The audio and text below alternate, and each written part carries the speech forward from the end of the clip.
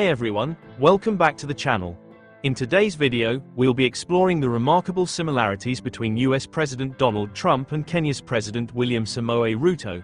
Two presidents, two continents, two drastically different histories. But when you look closer, US President Donald Trump and Kenya's President William Ruto have more in common than you'd expect. The first key similarity lies in their campaign strategies. Both leaders tapped into the most pressing concerns of the public during their campaigns and used it to their advantage. Donald Trump capitalized on widespread voter frustration, particularly about inflation. Many people were upset that everyday items suddenly cost more without a clear reason, which was difficult for them to accept. A Gallup poll released a month before the election showed that the economy was a major concern for 9 out of 10 voters. While the public's anger wasn't mostly directed at government spending, it was focused on tangible price increases, like the cost of eggs. If Trump claimed to have a mandate, it would be to bring prices down. He leaned into this during his campaign, vowing that inflation would drop and grocery prices would fall as soon as he took office. He placed the blame for the country's economic troubles squarely on Joe Biden's administration and presented himself as the one who could fix it. In August, he told a crowd in Montana, "Starting on day one, we will end inflation and make America affordable again, to bring down the prices of all goods." And in October, he told a group in Wisconsin, "Starting on day one, we will end inflation and make America affordable again. We'll do that."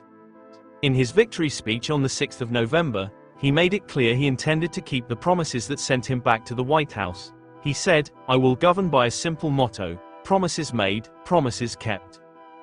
Trump gained support by pledging to address an issue that impacted most Americans.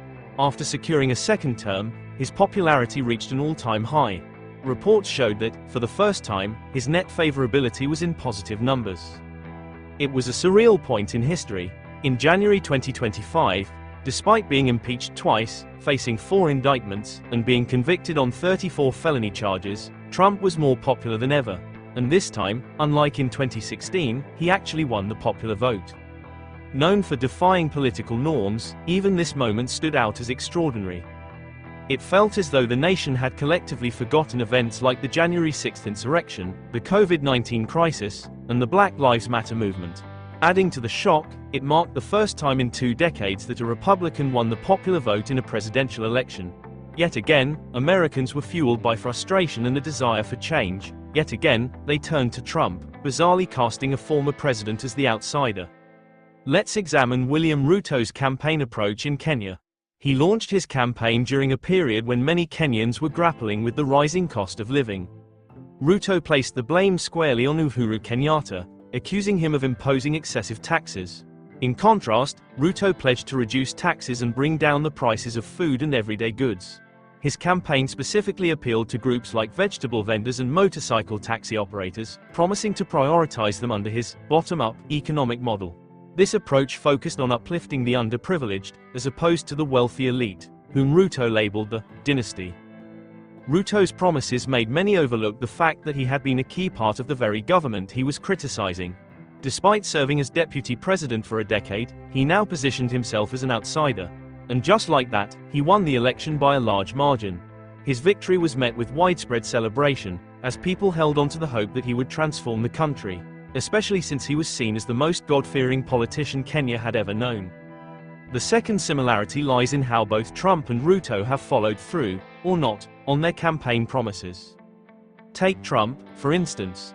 After winning the election, he had a long list of priorities: mass deportations, pardoning those involved in January 6th, ending the war in Ukraine, revoking birthright citizenship, and imposing sweeping tariffs on Canada and Mexico.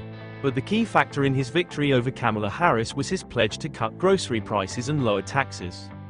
Yet, rather than delivering immediate relief as promised, on day one or even in the first month, Trump has done the opposite. He's launched a trade war and allowed Elon Musk to drastically downsize the federal government, both of which have fueled economic instability. The man who vowed to make life more affordable now can't even rule out a recession, instead talking vaguely about a period of transition. What's upset people the most is Trump's blunt claim that folks are overreacting, especially since he thinks egg prices are still too low. You can have all the eggs you want. We have too many eggs. In fact, if anything, the prices are getting too low. Many believe this view comes from his billionaire status. He likely hasn't done his own grocery shopping since the Reagan era. While $6.23 for a carton of eggs might seem insignificant to him, it's a real burden for everyday Americans who are struggling to make ends meet. Trump also seems to believe the US was wealthier before the introduction of income taxes, which appears to be driving his fixation with tariffs. The issue, however, is that while Trump is enthusiastic about tariffs, most others aren't. His indecisiveness about when and how to implement them has rattled financial markets, because if there's one thing markets dislike more than tariffs, it's unpredictability. Even after some weeks of poor market reactions to Trump's will he won't he on tariff threats, he has continued to seesaw on the topic. During a friendly interview a few days ago, Trump told Fox News that the tariffs could go up as time goes by, dismissed calls for more predictability, and refused to rule out a recession. It's quite evident that Trump isn't fully committed to the one promise that could reasonably be seen as his true mandate: lowering costs. The only areas where he appears to be performing effectively are imposing tariffs and carrying out deportations. Ruto's approach to leadership fell short of expectations, as many Kenyans, like Americans with their leaders, anticipated immediate relief in the form of lower taxes and food prices, in line with his campaign promises. However, the situation worsened soon after he assumed office, with fuel and other essential goods becoming more expensive due to tax hikes. His rhetoric shifted from championing small-scale traders and informal workers to insisting that everyone, regardless of status, must pay taxes. While urging citizens to brace for economic hardship and accept higher taxes to service national debt, he failed to address government corruption and inefficiencies. Despite the public's financial struggles, the government acquired new vehicles, his allies purchased helicopters, and more public positions were added. He dismantled some of Uhuru's social programs, such as free healthcare for students and expectant mothers, and introduced reforms in health and education that seemed to disadvantage the poor. Many citizens feel Ruto has become a different leader from what they envisioned. When faced with criticism online, he dismissed public concerns, asserting that his academic credentials, a PhD, made him beyond reproach and insisting that the economy is now better than under Uhuru's rule. The third similarity lies in how citizens in both Kenya and the US have reacted to their respective leaders. In Kenya, growing frustration over the state of the nation pushed people to the streets in peaceful protests to express their concerns. However, the government responded with force, deploying police to suppress the demonstrations. Despite this, Ruto remained unmoved, refusing to alter his leadership style. The cost of living continues to rise, corruption scandals persist, and reports of state-led abductions have drawn international attention. Public outcry has intensified both on the streets and online, with many calling for Ruto's resignation under the rallying cry, "Ruto must go." Yet, he appears unfazed. Similarly, in the US, thousands of people protested across the country in response to Trump's recent action.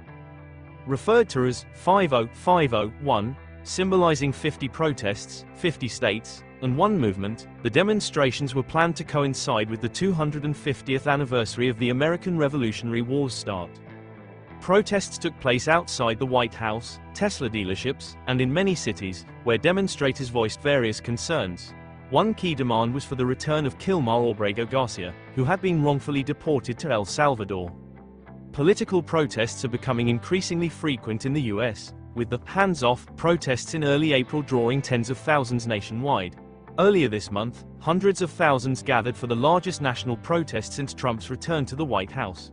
These protests, larger than Saturday's, took place in 1,200 locations across all 50 states. Once supporters of Trump's second term, many are now chanting, "Trump must go now." The fourth similarity between the two presidents lies in how they've responded to protests and public criticism. Both tend to shift blame to their predecessors for the rising cost of living, avoiding responsibility for the promises they made. We inherited that problem, eggs.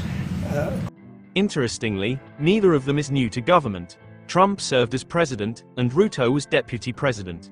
They should have known whether it was realistic to undo the damage left by previous administrations.